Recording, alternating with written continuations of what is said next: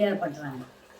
குங்குமத்தால பிள்ளையார வச்சோம்னா, அதுவும் செவ்வாய்க்கிழமை அன்னைக்கு வச்சிங்கன்னா குழந்தைகள் படிப்புல நல்லா படிப்பாங்க அப்படின்னு. குங்குமத்தால செவ்வாய்க்கிழமை வச்சா பிள்ளைகள் நல்லா படிப்பாங்க. குங்குமத்தால் செய்யப்பட்ட விநாயகரை வழிபட்டால் செவ்வாய் தோஷம் தீரும். பண வரவு உண்டாகும்.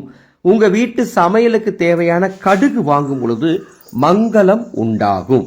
அட்சய திருதி நாள்ல உங்க குழந்தைகளுக்கு அல்லது உங்களுக்கு தேவையான நோட்டு, புத்தகங்கள், பேனாக்கள், கல்விக்கு தேவையான விஷயங்கள், தொழிலுக்கு தேவையான உபகரணங்கள் வாங்கும் பொழுது அறிவு மேம்படும், ஞாபக சக்தி அதிகரிக்கும்.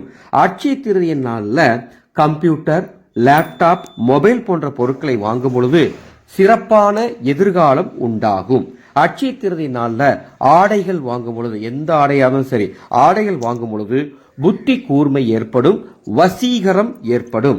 அட்சய திருதி பூஜை பொருட்கள் வாங்கும் பொழுது சர்வ காரிய சித்தி உண்டாகும்.